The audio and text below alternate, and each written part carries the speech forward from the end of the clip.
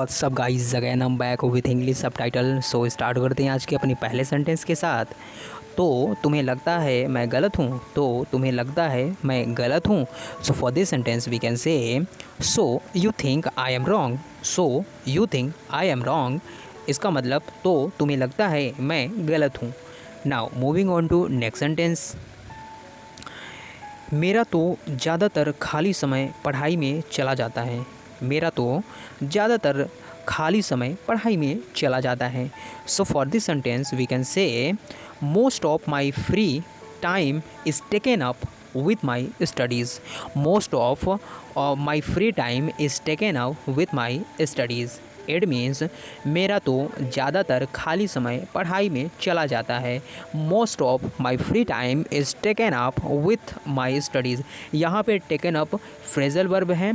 आपको पता होगा फ्रेजल वर्ब साथ में दो वर्ड्स को लेकर आते हैं, और मुझे लगता है आपने अगर इंग्लिश बेसिक पढ़ी होगी तो ये आप जानते होंगे। तो एक बार फिर से आप ध्यान दें, मेरा तो ज़्यादातर खाली समय पढ़ाई में चला जाता है। It means most of my free time is taken up with my studies. Now moving on to next sentence. जब से तुम गए हो काम का ढेर लग गया। जब से तुम गए हो काम का ढेर लग गया। So for this sentence we can say there is a lot of work, there is a lot of work that's piled up since you left. Piled up since you left, it means जब से तुम गए हो काम का ढेर लग गया है। Now moving on to next sentence. मुझे बताओ उसके बाद क्या हुआ। मुझे बताओ उसके बाद क्या हुआ। कई बार आपने देखा होगा, हम जब कोई बात सुन रहे होते हैं या फिर हमारे दोस्त या फिर कोई रिलेटिव्स कोई बात बता रहे होते हैं, तो हमें भी क्यूरियोसिटी होती है कि और आगे बताओ उसके बाद क्या हुआ। तो इसके लिए हम कह सकते हैं कि मुझे बताओ उसके बाद क्या हुआ। In English we can say in simple word tell me what happened afterwards. What happened afterwards, afterwards का मतलब उसके बाद।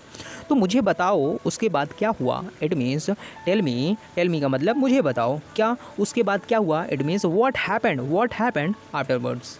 What happened afterwards. I hope कि आपको ये सेंटेंस समझ में आ गया होगा और आप इसका इस्तेमाल अपने डे टू डे लाइफ में कर सकते हैं। काफ़ी सिंपल सेंटेंस है।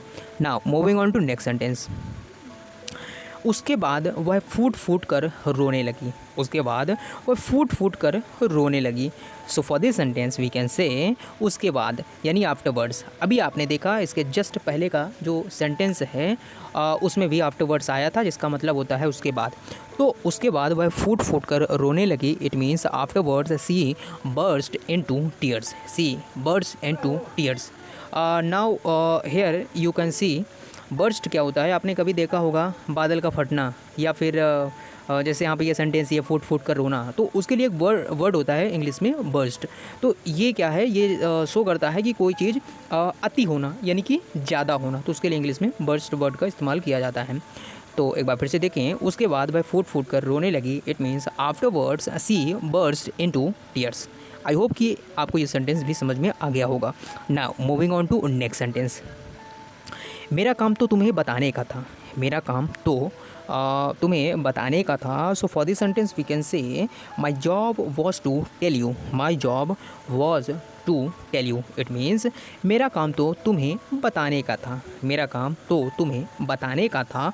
It means my job was to tell you. My job was to tell you. Sentence आप देख के ये समझ पा रहे होंगे ये पास्ट का ही है, जिस वजह से यहाँ पे वॉज लगाया गया है। तो मेरा काम तुम्हें बताने का था। It means my job was to tell you. Now moving on to next sentence. Now in this sentence you can see भरोसा करना या ना करना तुम्हारे हाथ में है। भरोसा करना या ना करना तुम्हारे हाथ में है। So for this sentence we can say it's up to you. ये आपने देखा होगा कई बार हिंदी फिल्मों में इस तरह के वर्ड्स बोले जाते हैं कि इट्स अप टू यू, ये तुम्हारे हाथ में है। तो आप भी इसको 2-3 बार प्रैक्टिस करेंगे तो ये भी आपके प्रचलन में आ जाएगा, और आप भी इसको बिना कुछ याद किए आप इसको आसानी से बोल पाएंगे कि इट्स अप टू यू। अब तुम समझो या ना समझो, ऐसा बोल सकते हैं। तो यहाँ पे इट्स अप टू यू का मतलब ही होता है तुम्हारे हाथ में है। तो भरोसा करना या ना करना तुम्हारे हाथ में है, यानी कि it's up to you whether you believe it और not. Whether you believe it और नॉट। वेदर और यहाँ पे ये कंजक्शन के काम कर रहे हैं। आपने देखा होगा ये हमेशा साथ में ही आते हैं। जिस प्रकार से नाइदर नॉर आइदर और साथ में आते हैं, उसी प्रकार वेदर और और एक साथ ही आते हैं। तो एक बार फिर से देखें, भरोसा करना या ना करना तुम्हारे हाथ में है, it's up to you whether you believe it और नॉट। सो गाइज़, ये थे कुछ सबटाइटल्स और मैंने काफ़ी सिंपल तरीके से आपको एक्सप्लेन करने की कोशिश करी है। तो अब मुझे लगता है कि आपको ये सारे सेंटेंसेस काफ़ी अच्छे तरीके से समझ में आ गए होंगे। तो चलिए दोस्तों, आज की वीडियो हम बस इतना ही रखते हैं।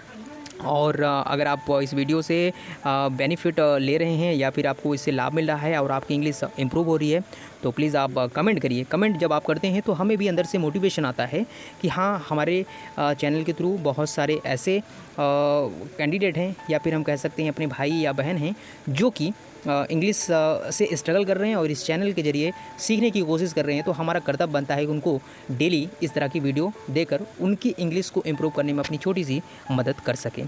तो अगर आपको ऐसा महसूस होता है तो प्लीज़ आप कमेंट करें, और चैनल पे अगर नए हैं तो चैनल को सब्सक्राइब कर लीजिए और वीडियो को लाइक कर अपने दोस्तों के साथ शेयर करिए। चलिए दोस्तों, मिलते हैं, तब तक आप सभी लोग अपना ध्यान रखें, अच्छे से पढ़ाई करते रहें और अपना जो माइंड है वो हमेशा पॉजिटिव रखें। कोई भी सिचुएशन हो, बस एक ही बात सोचें, सब अच्छा हो जाएगा। धन्यवाद।